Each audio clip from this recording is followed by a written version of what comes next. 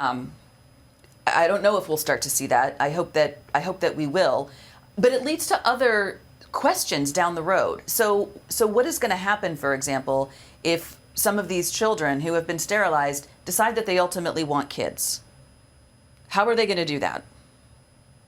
I don't know. I mean, there's going to be a lot of tragedy ahead. Sorry. Some of these kids, I'm sorry, I should have mentioned, some of these girls, we're talking about girls here, yes. I think boys as well, are having their gametes frozen because they know that they're becoming sterilized, or they have child minds. But doctors are taking these children's eggs and sperm and freezing them so that these people can eventually reproduce biologically down the road.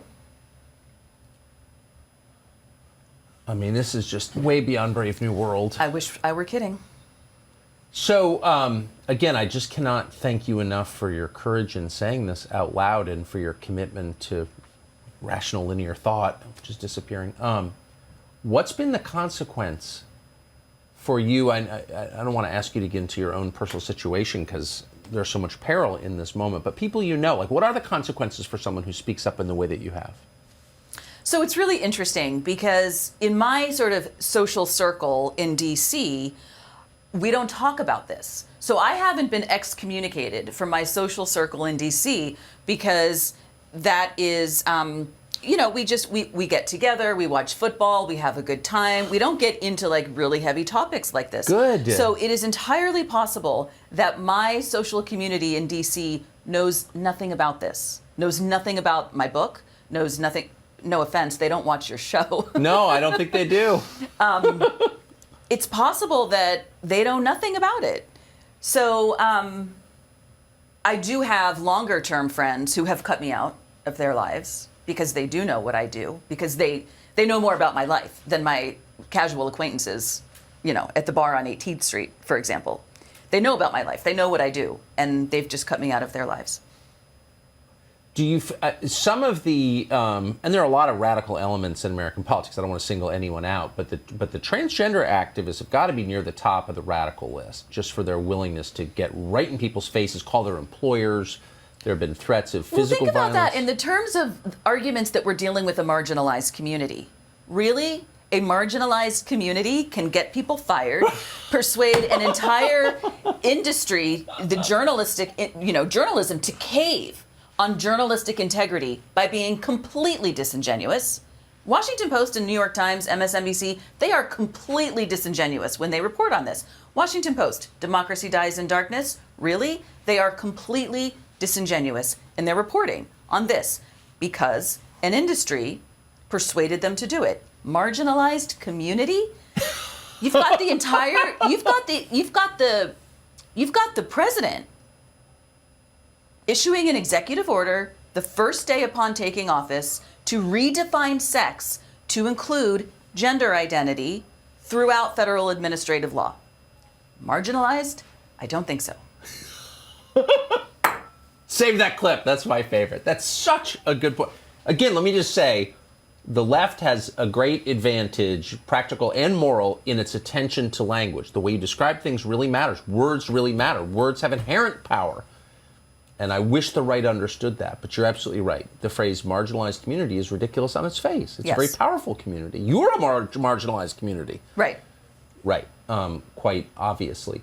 So but it also is true. I mean, I've lived in Washington my whole life. I've been around a lot of different activist groups, from, ACT UP to anti-abortion to pro-choice, all of them. I do think the transgender activists are very intense in a way that I've never seen.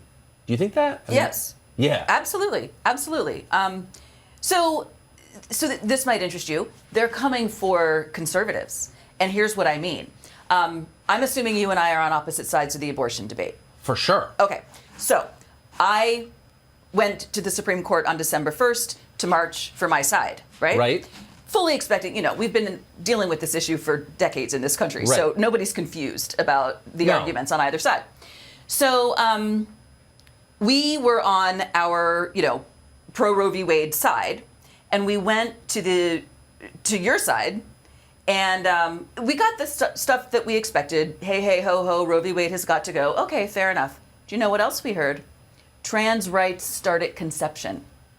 What? People on your side of the abortion debate were chanting, trans rights start at conception.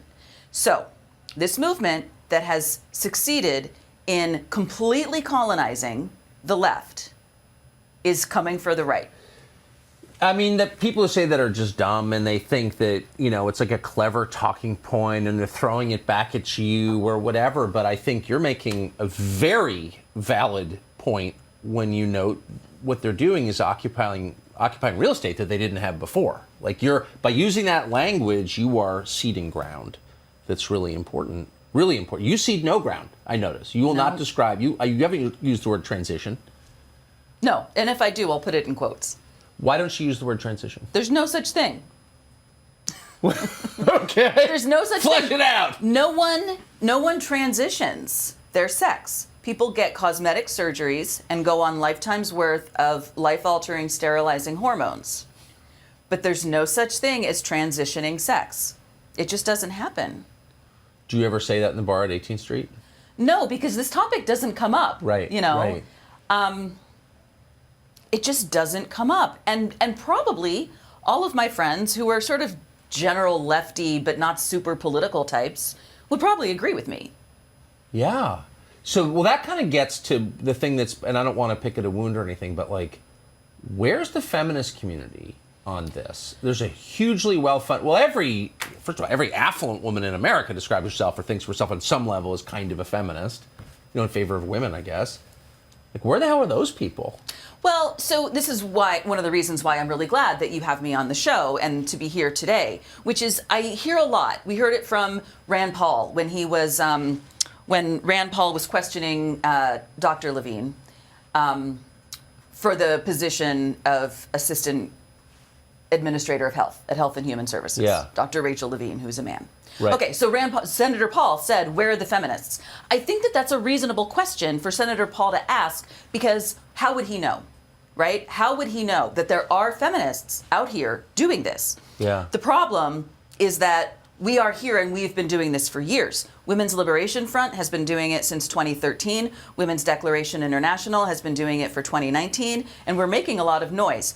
Those of us who sort of stand on my side of things in the UK have done a much better job than we have in the States of bringing attention to themselves. Lawmakers in the UK, all political parties, know that there are feminists standing up for this, and that's great, and I'm so glad. Our lawmakers don't know, in part because groups like mine and Women's Liberation Front, for the most part, can't get a voice in the media. Now, if your question is where are groups like NOW and National Center for Lesbian Rights, where are those kinds of groups? Completely captured. Completely captured.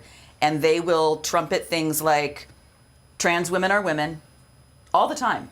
All the time. They've completely sold out women and girls. Completely.